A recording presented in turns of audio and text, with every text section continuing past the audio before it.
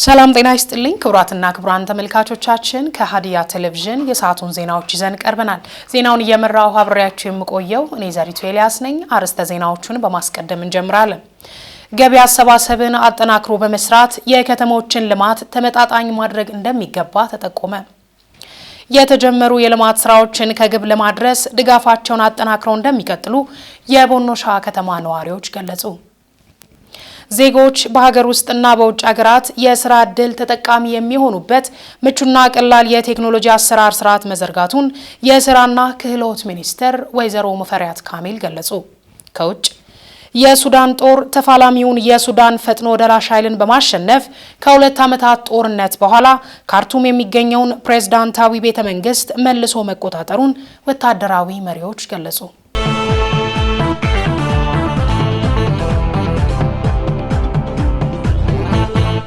ወደ ዝርዝር ዜናዎች አልፈናል። አብራችሁን ቆዩ። በክህሎትና እውቀት የበቁ ስራ ፈጣሪዎችን በየአካባቢ መፍጠር እንደሚገባ ተገለጸ። ኦርቢት ኢኖቬሽን ሀብ የተሰኘው ድርጅት ላለፉት 3 ወራት በስራ ዕድል ፈጠራ ዙሪያ ያሰለጠናቸው ተማሪዎችን በሆሳዕና ከተማ አስመርቋል። ለምለም ዩኤል ዝርዝር አላት።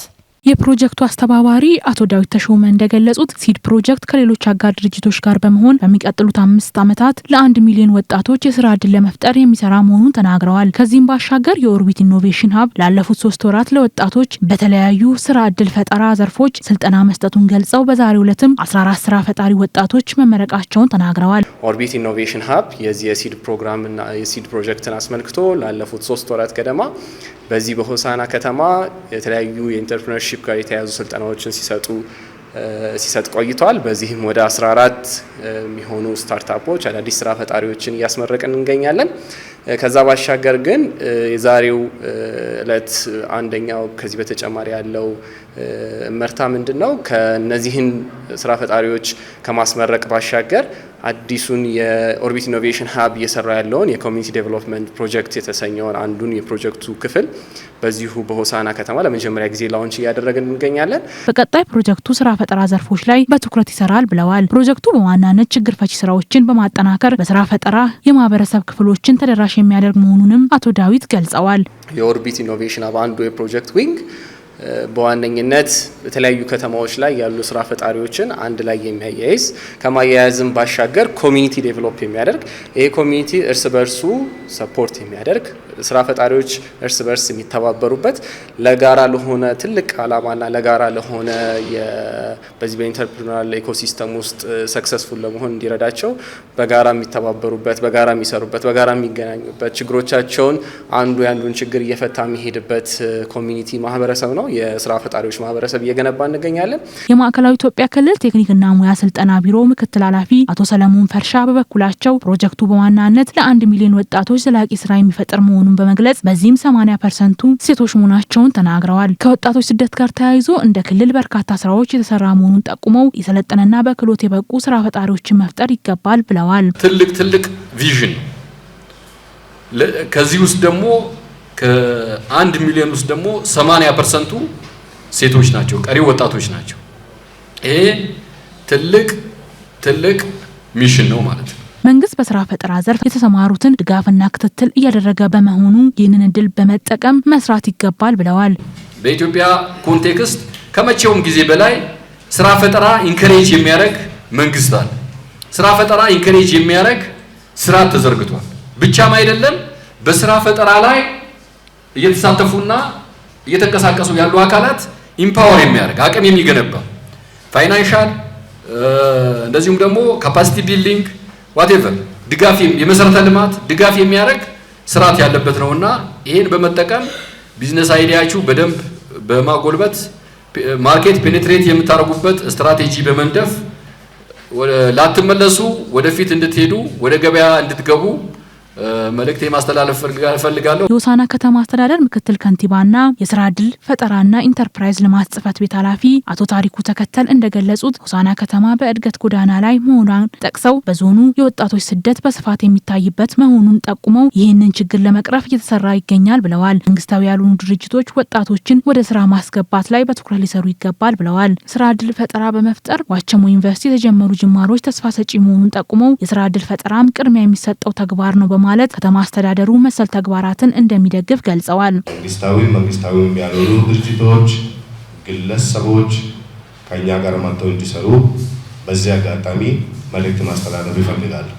እንደ መንግስት እኛ ከእናንተ ጋር አብረን ልንሰራ ሼዶች ለማመቻቸት መሬት ለማመቻቸት የሚጠይቁትን ጥያቄ የተኛውን ምላሽ ለመስጠት ተቀራርበን ለመስራት እኛ እንደ ከተማ አስተዳደር ዝግጁ መሆናችንን በዚህ መድረክ ለማረጋገጥ ይፈልጋል። የዋቸሞ ዩኒቨርሲቲ ምክትል ፕሬዝዳንት ዶክተር ሳራ ሹክሪያ በበኩላቸው ኦርቢት ኢኖቬሽናል ሀብ ድርጅት በኢትዮጵያ በተለያዩ አካባቢዎች ወጣቶች ላይ እየሰራ እንደሚገኝ ገልጸው ፕሮጀክቱ ወጣቶችን በማብቃት በርካታ ስራዎች እየሰራ ይገኛል ብለዋል። ኦርቢት ኢኖቬሽን ሀብ የኦርቢት ሄልዝ ማህበራዊ ኢንተርፕራይዝ አካል ሲሆን በኢትዮጵያ የተለያዩ ክፍሎች በዲጂታል ፈጠራዎች ዘርፍ ወጣቶችን በመደገፍና በማብቃት ላይ እየሰራ የሚገኝ ማዕከል ነው። በኢትዮጵያ በስራ ፈጠራ ውስጥ ያሉ መዋቅራዊ ተግዳሮቶችን በመፍታት ለ1 ሚሊዮን ወጣቶችና ሴቶች የስራ ዕድል ለመፍጠር ያለመ ነው። ተመራቂ ተማሪዎች በበኩላቸው በስልጠና ቆይታቸው ጥሩ ልምድ መቅሰማቸውን ጠቁመው በሀገር አቀፍ ደረጃ ችግር ፈቺ ስራዎችን መስራታቸውን ተናግረዋል። ለህዝባችን ይሄንን የኬሚካል ማዳበሪያ ችግር ሲፈታና እኛም ደግሞ በእኛ ዙሪያ ላይ ያሉ ሰዎች ብዙ ስራ ወጣቶች ስራ እድል ተፈጥሮ ሰርተን ማያትና የሁላችንም ችግር የጋራ ችግር ስለሆነ ይህንን ችግር ፈተን አብረን ሰርተን መለወጥ እና ይህን ይዘን መጣልን ብዬ ተስፋ አረጋለሁ። ቢዝነሶች ለፖቴንሻል ከስተመሮቻቸው መድረስ አቅም ይኖራቸዋል። እኛ ፕላትፎርም ላይ ግን ፖስት በሚያደርጉበት ጊዜ አብዛኛው ሰው የመታየት እንትናቸው ይጨምራል። እንዲሁም ደግሞ ለባየሮች ህይወታቸውን ያቀለላቸዋል። በመጨረሻም ለተመራቂ ተማሪዎች የማበረታቻ ሰርተፍኬት በመስጠት ተጠናቋል። ገቢ አፈጻጸምን አጠናክሮ በመስራት የከተሞችን ልማት ተመጣጣኝ ማድረግ እንደሚገባ ተጠቆመ።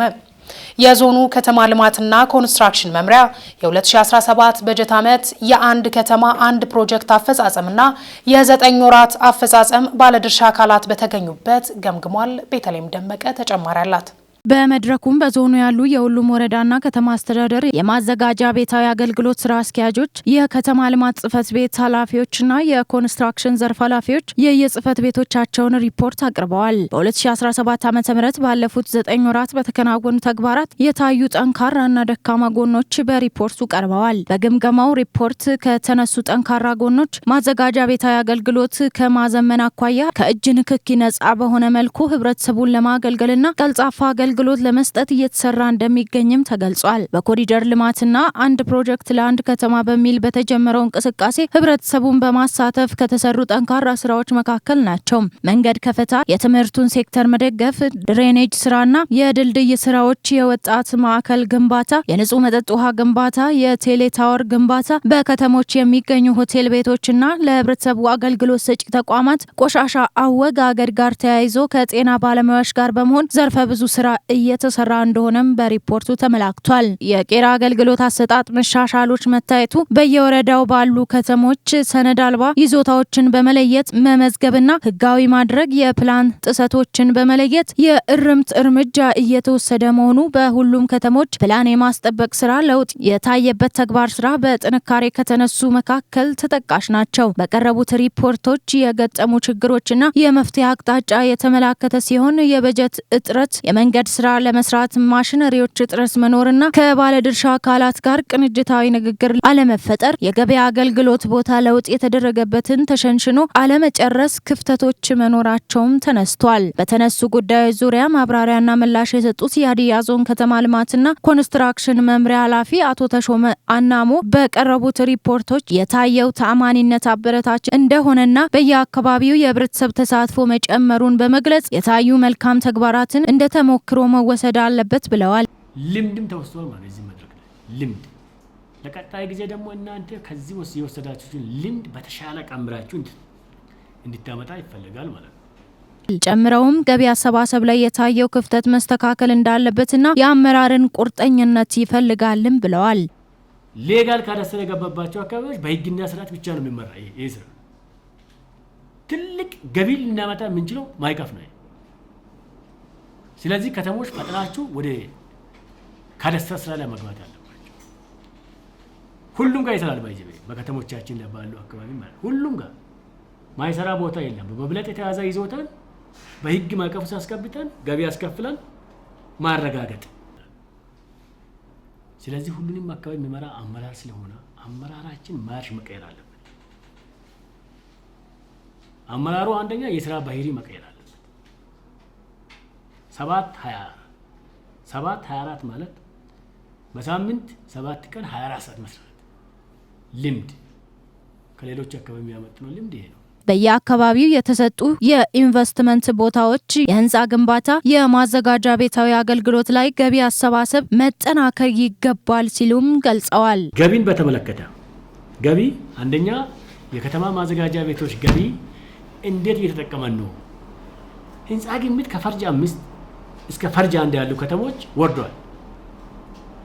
ገቢ ይሰበስባል ተብሎ የጣሪያ የግድግዳ ተለክቶ ኤሪያ ካልኩሌት ተደርጎ ወደ ገቢ ስርዓቱ ሲገባ ነው ከተሞች ላይ ምንም ያልተነከበ ቢባል የህንፃ ግብር ነው ሁሉም ጋር ባይዘው። ለገቢ አንዱ አቅም ኢንቨስትመንት ነው። በየአካባቢ የተሰጠው ኢንቨስትመንቶች ግብር ይገብራሉ ወይ? በየከተሞቹ ሌላ ውዝፍ ነው ሊዚዳ ሁለተኛ ጨረታ የሚገባ ገቢ መሬት ተሽጦ የሚገባ ገቢ ለከተማ ትልቅ አቅም። የተጀመሩ የልማት ስራዎችን ከግብ ለማድረስ ድጋፋቸውን አጠናክረው እንደሚቀጥሉ የቦኖሻ ከተማ ነዋሪዎች ገለጹ። ምንትዋብ ኢያሱ ተጨማሪ አላት።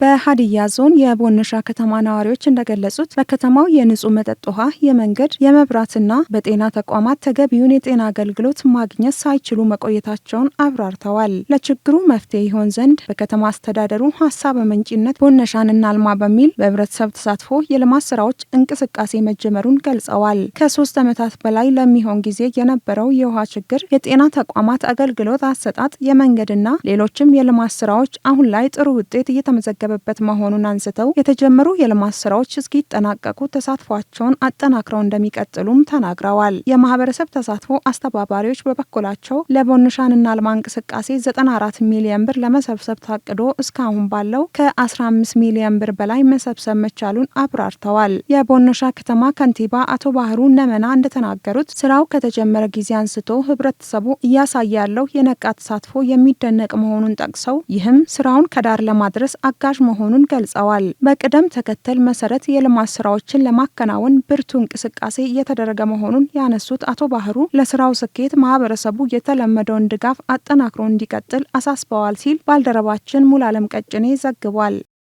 ዜጎች በሀገር ውስጥና በውጭ ሀገራት የስራ ዕድል ተጠቃሚ የሚሆኑበት ምቹና ቀላል የቴክኖሎጂ አሰራር ስርዓት መዘርጋቱን የስራና ክህሎት ሚኒስትር ወይዘሮ ሙፈሪያት ካሚል ገለጹ። ዱናሞ ዮሐንስ ጠቅላይ ሚኒስትር ዶክተር አብይ አህመድ በፌዴራል መንግስት የ2017 በጀት ዓመት የመጀመሪያ አጋማሽ ዓመት የስራ አፈጻጸም ሪፖርትን አስመልክቶ ከምክር ቤት አባላት ለተነሱላቸው ጥያቄና አስተያየቶች ምላሽና ማብራሪያ መስጠታቸው ይታወሳል። በሰጡት ምላሽና ማብራሪያም ባለፈው 8 ወራት ብቻ በሀገር ውስጥና በውጭ ሀገራት የስራ ስምሪት ከ3 ሚሊዮን በላይ ዜጎች የስራ ዕድል እንደተፈጠረላቸው ገልጸዋል። በዚህም በሀገር ውስጥ 2.8 ሚሊዮን እንዲሁም በውጭ ሀገር የስራ ስምሪት ከ300 ሺህ በላይ ዜጎች የስራ ዕድል እንደተፈጠረላቸው አብራርተዋል። የስራና ክህሎት ሚኒስትር ሙፈሪያት ካሚል ከሀገራዊ ለውጡ ማግስት በርካታ ማህበራዊ፣ ኢኮኖሚያዊ እንዲሁም ፖለቲካዊና ተቋማዊ የለውጥ እርምጃ መወሰዱን ገልጸዋል። በተቋም ግንባታ የተመሰረተው የስራና ክህሎት ሚኒስቴር የተበታተነውን የስራ አካባቢ በመሰብሰብ እንዲሁም እሴት የታከለበት ምቹ የስራ ዕድል ፈጠራ ማህደር መፍጠር እንደተቻለም ተናግረዋል። በዚህም በየዓመቱ በአማካይ 3.5 ሚሊዮን ለሚሆኑ ሴቶችና ወጣቶች የስራ ዕድል መፍጠር የሚያስችል አቅም እየተፈጠረ እንደሚገኝም አስረድተዋል። የተሻለ ተቋማዊ የአፈጻጸም አቅም እየተፈጠረ ነው ያሉት ሚኒስትሯ በወጣቶች የክህሎት ልማት ስራ አሁናዊ የዓለም ሁኔታ ታሳቢ ያደረገ ስራ እየተከናወነ ነውም ብለዋል። የቴክኒክና ሙያ ስርዓቱም ወጣቶች ቴክኖሎጂን በመታጠቅ የኢትዮጵያና የዓለም ገበያን ታሳቢ ያደረገ ክህሎት መር ስልጠና እንዲያገኙ እየተደረገ መሆኑንም አብራርተዋል። በፈጠራና ክህሎት ዘርፍ ወጣቶችን በአመቱ በማወዳደር የሚሰጣቸው የድጋፍና ክትትል ስራ በስራ ዕድል ፈጠራና ክህሎት ልማት ተስፋ ሰጪ ውጤት እንዲመዘገብ ማስቻሉንም ገልጸዋል። ቴክኒክና ሙያ ስልጠና ስርዓቱ በዛ መሰረት ወጣቶች ያላቸውን ታለንት፣ ያላቸውን ዝንባሌ፣ ያላቸውን መክሊት መሰረት ያደረገ የፈጠራ ስራዎችን የማበረታታት ጉዳይን በልዩ ትኩረት በየአመቱ ለዚህ ብቁ የሆኑ ወጣቶችን እያወዳደርን ምርጥ የሥራ ሐሳብ፣ ምርጥ የክህሎት ዝግጁነት እና ምርጥ ቴክኖሎጂ ያልነውን እየለየን ይሄንን እያለማን ሙያዊ ድጋፍ እየሰጠን የፋይናንስ አቅርቦት ላይ ከሚሰሩ ተቋማት ጋር እየሰራን እየሄድን ያለ ነው ማለት ነው። በስራ እድልም በክህሎት ልማትም ፈጠራን በማልማትና በማሳደግ ረገድም እየተሰሩ ያሉ ስራዎች በጣም ተስፋ ሰጪ ናቸው። የሀገር ውስጥ የስራ እድል አቅሞችን ለመጠቀም በለማው የኢትዮጵያ ገበያ መረጃ ስርዓት ኢንተርፕራይዞችን አደራጅቶ በማጠናከር ዜጎች የስራ እድል እንዲያገኙ እየተደረገ እንደሚገኝ አስረድተዋል። ስራ እድል ፈጠራ ስራው በበርካታ መልክ ነው እየተካሄደ ያለው። በአንድ በኩል እና የመጀመሪያውና ሰፊው ስራ የሀገር ውስጥ የስራ እድል ፈጠራ ነው። ምቹ ሁኔታዎችን የመፍጠር ማነቆችን የመፍታት ነው የመንግስት ሚና። ዝግጁነት ደግሞ ከያንዳንዱ ግለሰብ ይጠበቃል ማለት ነው። ዝግጁ ሆነው የተገኙትን በኢትዮጵያ ገበያ መረጃ ስርዓት ባለማ ነው በውስጥ አቅም እዛ ላይ ተመስርተን ዜጎችን እየመዘገብን ወደ ኢንተርፕራይዝ እያመጣን ቀድሞ የተቋቋሙ ኢንተርፕራይዞችንም እያጠናከርን የሀገር ውስጥ የስራ እድል ፈጠራ ስራውን እያሰፋን ያለ ነው። የውጭ ሀገራት የስራ ስምሪትን በቴክኖሎጂ ስርዓት በመደገፍ ከተቀባይ ሀገራትና መንግስታት ጋር በመደራደር የዜጎችን ጥቅምና ደህንነት ተጠብቆ የሚሰሩበትን ማህደር መፍጠሩንም አንስተዋል። በውጭ ሀገራት የስራ ስምሪት ላይ ህጋዊ ክትትል እንዲሁም ድጋፍና ቁጥጥር የሚገባቸው ከ1400 ኤጀንሲዎች ጋር በትብብር እየተሰራ እንደሚገኝም አስታውሰዋል። የውጭ ሀገር ስራ ስምሪት በጣም ዝርዝር ነገር ቢኖረውም ይሄም በቴክኖሎጂ እንዲመራ ተደርጎ የዜጎች ደህንነት ተጠብቆ ጥቅማቸው ላይ ተደራድረን ከሚመለከታቸው መንግስታት ጋር የተሻለ ስምሪት እንዲኖር እየተደረገ ነው። በየአመቱ ቁጥሩ እየጨመረ ነው ያለው። ሁሉ ጊዜ የሚሰደዱ ሳይሆኑ የሚያገኙትን ጥሪት ቋጥረው ተመልሰው ሀገራቸው ላይ ኢንቨስት ማድረግ በሚችሉበት መንገድ ተቃኝቶ ነው እየተመራ ያለው። ውጤቱን የበለጠ ያያየን ሄዳለን። ግን ብዙ ዜጎችን ለመድረስ የሚያስችል ስራ እየተሰራ ነው ያለው። ህጋዊ የሆኑ 1400 ገደማ ኤጀንሲዎች አሉ። እነዚህ ህጋዊ ኤጀንሲዎች ክትትል ቁጥጥር የሚካሄድባቸው ናቸው። አጥፍተው ሲገኙ ተጠያቂነት ይረጋገጣል። ጥሩ የሰሩትን ደግሞ እውቅና እየሰጠን የምንሄድበትን ስርዓት ለመዘርጋት የሚያስችል ቅድመ ሁኔታ ጨርሰን ያለ ነው ማለት ነው። በህጋዊ ስርዓት በውጭ ሀገር የስራ ስምሪት ለሚወስዱ ዜጎች ኤጀንሲዎችና ተቀባይ ሀገራት ምቹ ሁኔታ በመፍጠር ወደ ሀገራቸው ሲመለሱ በሚያገኙት ጥሪት እንዲቋቋሙ እየተደረገ ነውም ብለዋል። በተቃራኒው በከፍተኛ ወጪ ዜጎችን በማታለል ለእንግልት በሚዳርጉ አካላት ላይ በጸጥታና ደህንነት ተቋማት የተጠያቂነት እርምጃ እየወሰዱ እንደሚገኙም አስታውቀዋል። በጣም ብዙ ምቹ ሁኔታዎችን መፍጠር ተችሏል። በዚህ ሂደት ለሚሳተፉ ለተቀባይ ሀገራትም ለዜጎቻችንም ለኤጀንሲዎችም እንደዚሁ ህጋዊ ባልሆነ መንገድ ሐሰተኛ መረጃ ለዜጎች እየሰጡ ደግሞ የሚያሳስቱ አካላት አሉ። ባለፉት ጊዜያትም የቅጣት እርምጃዎች ተወስደዋል። በየጊዜው የጸጥታ አካሉ የራሱን ጥናት እያጠና እርምጃ እየወሰደ ነው ያለው። ይሄ ይበልጥ ተጠናክሮ የሚቀጥል ይሆናል። ለስራ ስምሪት ወደ ውጭ ሀገራት የሚጓዙ ዜጎችም የተዘረጉ ህጋዊና ዘመናዊ የአሰራር ስርዓቶችን በመጠቀም መብትና ደህንነታቸው ተጠብቆ የሚሰሩበትን አካሄድ እንዲከተሉ መልእክት አስተላልፈዋል። እንደ ኢዜአ ዘገባ በተለይም ዜጎች በስራ ስምሪት ድርጅት ስም ወደ አውሮፓ ሀገራት እንልካለን በሚል ገንዘብ ተቀብለው ከሚጠፉ ህገወጥ አካላት ራሳቸውን እንዲጠብቁም አስገንዝበዋል። የቲቢ በሽታ የማህበረሰብ የጤና ስጋት ወደማይሆንበት ደረጃ ለማድረስ በእቅድ እየተሰራ መሆኑን የጤና ሚኒስቴር አስታወቀ። ምንትዋብ ኢያሱ ተጨማሪ አላት።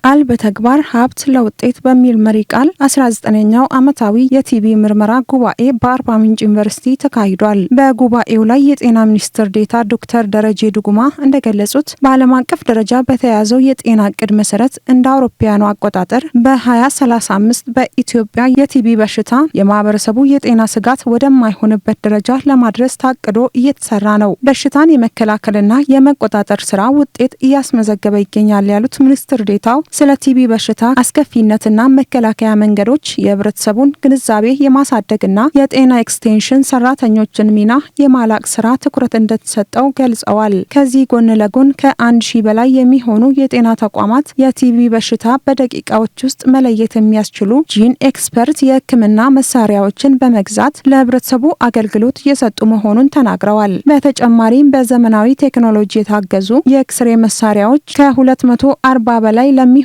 የጤና ተቋማት በማሰራጨት እቅዱን ለማሳካት ርብርብ እየተደረገ ይገኛል ብለዋል። ቲቢን የመከላከልና የመቆጣጠር ፕሮግራማችን በርካታ ውጤቶችን ያስመዘገበ ፕሮግራም ነው። ቀሪ በርካታ ስራዎች በቀጣይነት የሚጠብቁን ቢሆንም ውጤቱ በጥሩ መንገድ የሚታይ ነው። በተለይ ደግሞ እንደ ትልቅ ስኬት የምናስባቸው ከ1000 በላይ የሚሆኑ ጤና ተቋማት ጂን ኤክስፐርት የሚባል ማሽን አክታን ወስዶ በትንሽ ደቂቃ ውስጥ አንድ ሰው ቲቢ እንዳለውና እንደሌለው 100% እርግጠኛ መሆን በምንችልበት ደረጃ የሚለዩ ማሽኖችን ገዝተን አስገብተናል። ከዛም ውጪ በኤክስሬይ ተደግፎ አንድ ሰው ቲቢ እንዳለውና እንደሌለው ለመመርመር አርቲፊሻል ኢንተለጀንስ የተካተተበት ኤክስሬዮችን በዚህ ሰዓት ላይ ብዙ ቦታ ላይ ወደ ስራ አስገብተናል። ዘንድሮ በተደረገ ጥናት በሀገራችን ከ100,000 ሰዎች መካከል 148ቱ በቲቢ በሽታ ተጠቂ ናቸው ያሉት ዶክተር ደረጀ ከዚህም 20ዎቹ ለሞት እንደሚዳረጉ ተናግረዋል። በበሽታው የሚጠቁ ዜጎች ፈጥነው ወደ ጤና ተቋማት አለመምጣትና መድኃኒት የተለማመደ ቲቢ መኖር ለዘርፉ ፈታኝ መሆናቸውን ጠቅሰው አሳታፊ በሆነ መልኩ የመከላከል ስራን እናጠናክራለን ብለዋል። 2030ና በ2035 ቲቢን እጅግ ዝቅ ባለ መንገድ የማህበረሰብ ጤና በማይሆንበት ደረጃ ለመቀነስ ትላልቅ ግቦች በዓለም አቀፍ መንግስታት ተይዟል። እሱን እኛም ወስደን እየተገበርን እንገኛለን። ለዚህ ደግሞ ትልቅ ግብዓት የሚሆን ጥናቶችና ምርምሮች ናቸው። ዛሬ በተለይ በስፋት የምናየው ምን አይነት ጥናቶች ምርምሮች ተሰርተዋል በቲቢ ላይ እስካሁን ያለውን ውጤት እንዴት ነው በምርምር የምናየው የቀሩ ነገሮች ምንድናቸው የሚለው ይታያል። እንግዲህ ለዚህ ኮንፈረንስ ከ100 በላይ የሚሆኑ ምርምሮች መጥተዋል። ከዛ ውስጥ 20 አካባቢ ቢሆኑትን መርጠን እናቀርባለን። የደቡብ ኢትዮጵያ ክልል ጤና ቢሮ ኃላፊ አቶ እንዳሻው ሽብሩ በበኩላቸው የቲቢ በሽታን ለመቆጣጠር ከክልል እስከ ቀበሌ ድረስ የተቀናጀ ተግባር እየተከናወነ ይገኛል ብለዋል። የበሽታው ልየታ ደረጃ 93% ላይ መሆኑን ጠቅሰው ሕክምና ካገኙትም 96% የሚሆኑት ሕክምናቸውን ተከታትለው ከበሽታው ለመዳን መቻላቸውን አስረድተዋል። በቀጣይ ለሚከናወኑ የቲቢ በሽታ መከላከል ስራ ውጤታማነት መገናኛ ብዙሃን እንዲሁም የትምህርትና የሃይማኖት ተቋማት ህብረተሰቡን የማስገንዘብ ስራዎች በስፋት እንደሚያከናውኑ ገልጸዋል። በአትኩሮት ከምንሰራቸው ተላላፊ በሽታዎች አንዱ የቲቢ ነው። ከክልል ጀምሮ እስከ ታች እስከ ቀበሌ ድረስ በተቀናጀ ሁኔታ እየሰራን ነው ያለነው። እንግዲህ በዚህ አመት እኛ የዲቴክት ያደረግነው የለየናቸው የቲቢ 93% ለይተናል። እንግዲህ ጥሩ የሚባል አፈጣጠም 93% ልየት አድርገናል። እንግዲህ ህክምና ካገኙት ማዕከል ደግሞ 96% ህክምናቸውን በትክክል ጨርሰዋል ማለት ነው። ያ ማለት ህክምናቸውን ታክመው ጨርሰው ምንም አይነት ምልክት ከዛ በኋላ ያላሳዩ ማለት ነው። በጉባኤው ከናይጄሪያና ከጋና በመጡ ተመራማሪዎች የሚቀርቡትን ጨምሮ ከ20 በላይ ጥናታዊ ጽሑፎች ቀርበው ውይይት ይደረግባቸዋል። በመድረኩ ላይ መሪ ተመራማሪዎች፣ የጤና አጠባበቅ ባለሙያዎች፣ ፖሊሲ አውጪዎች፣ ዓለም አቀፍና የሀገር ውስጥ አጋሮች በመሳተፍ ላይ ናቸው። እንደ ኢዜአ ዘገባ ጉባኤው ነገም ቀጥሎ የሚካሄድ ሲሆን ከነገ በስቲያም የዓለም የቲቢ ቀን በዓል በተለያዩ መርሃ ግብሮች እንደሚከበር ይታወቃል።